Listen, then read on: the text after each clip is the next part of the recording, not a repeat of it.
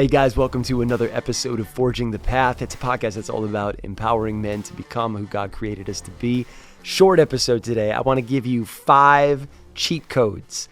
Cheat codes are something that it will make your life a little bit better. It will help you grow. It will help you get a little bit closer to your goals. 5 simple things that you can do right now. Number 1, phone placement. Okay, let's talk about where we put our phone when we go to sleep at night. This is really important. Most people sleep with their phone right next to their head or their bed every night.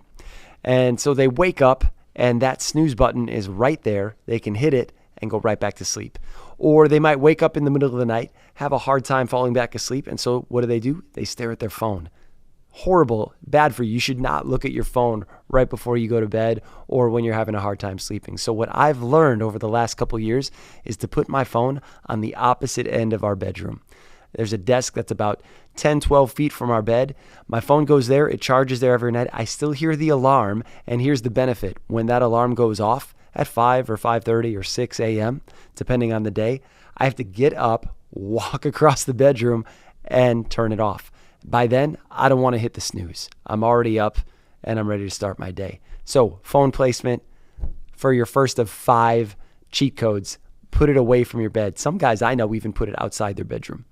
So that would be number 1. Number 2, coffee and calisthenics. Hear me out. That might not make sense at first glance, but this is what that means for me. Every morning I make coffee for me and my wife. We'll do like a French press or a pour over, or even if you got the old-fashioned coffee maker, that's great. While it's brewing, I crank out 40 to 50 push-ups, depending on the day. At least 40. 40 is the minimum. I'll stretch out a little bit. Some guys are way too tight in their hamstrings and their hips. There it is. I'm at 5 a.m. or 6 a.m. I'm doing my push-ups and stretching out a little bit while the coffee's brewing. I take advantage of that time. It helps me wake up a little bit, and it gets me bare minimum moving my body just a little bit. I normally do my hard workouts in the afternoons or evenings, but that time right there gets the blood flowing. And then when I go to take that coffee and read my Bible and write in my journal, I'm far less likely to be tired and fall back asleep because I've already got the blood flowing. So number 1, phone placement. Number 2, calisthenics while the coffee's being made. Number 3, journals for your kids. What this looks like for me is I have 3 daughters, and I wish I could spend 24/7 with them while they're growing up. But the fact of the matter is I can't. No dad can. We got to go out there. We got to provide. We got to go to work. We got to build things. But what I've learned to kind of redeem the time is each one of my daughters has a journal just for her with letters from dad. And I'm going to give that journal to them when they're 18, 19, or 20. And it'll be 2 decades worth of letters from dad since they were born. I'll throw in pictures there sometimes too, but it's a wonderful way to redeem the time that I can just share my heart. I can talk to them like, hey, this is what I've been seeing you do lately. These are your accomplishments. This is why I'm proud of you. Or even, hey, we had a fight today, but guess what? I still love you. This is what I was thinking. This is why I wanted to try and do what I was doing. It's just beautiful. So write notes to your kids. And in fact, if you want to, just get them each a journal and start filling it up with letters from dad. Number 4, power naps. I'm telling you, this is a game changer. Power naps. Even if I've got 10, 15 minutes between 2 appointments or my next phone call or handling a bunch of emails, especially on the weekends, just lay down, kick your feet up for 10 minutes. I'll set a timer on my phone, 20 minutes if I can afford it. 20 minutes is magic, and take a power nap. I learned this from Jocko Willink. Some of you guys already follow Jocko out there, but and I've actually talked to my father-in-law about it. He is 30 years retired military. So I think military guys have got this going down, but power naps are where it's at. If you're not getting your full 8 hours of sleep a night, which most guys, that's just really hard to do. I don't get 8 hours most nights. So power naps once or twice a week, especially on a Saturday or a Sunday, but maybe it's a afternoon where I'm working from home and I'm really tempted to get a cup of coffee at 3 in the afternoon before an evening of showings or whatever.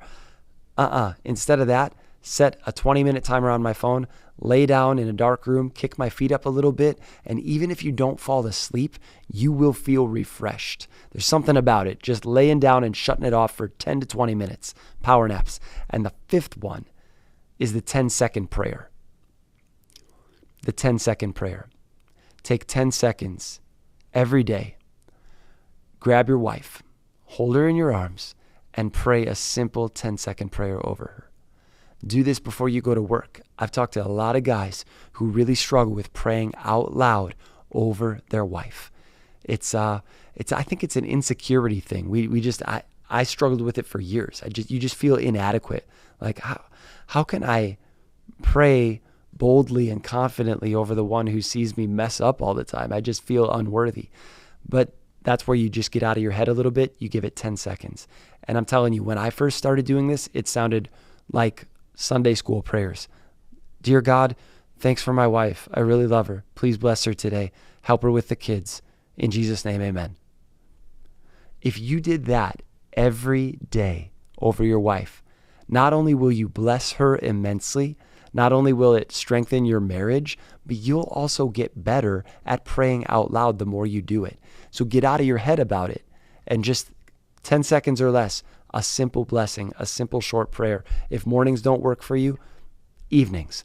But every day you should pray with and for your wife out loud. Let her hear it. And it doesn't have to be this poetic, eloquent thing. 10 seconds. Do it poorly at first rather than not at all. So in review, some cheat codes for you guys to consider. Number 1, phone placement not next to your bed at night. Number 2, coffee and calisthenics. While you're waiting for that coffee to brew, crank out some push-ups. I don't care. It could be squats. Pick your thing, but get the blood flowing a little bit. Number 3, write letters to your kids. In fact, get a journal for each of them and start filling it up. Number 4, power naps. Total game changer. It does not have to be long. 10 minutes, 20 if you can afford the time. And the last, but certainly not least one, the 10-second prayer. You got to be praying over your wife every day out loud. Do it poorly at first rather than not at all. So there's some cheat codes for you guys. I hope it blesses you guys, makes your lives a little bit better, strengthens your families a little bit more. We'll see you next time.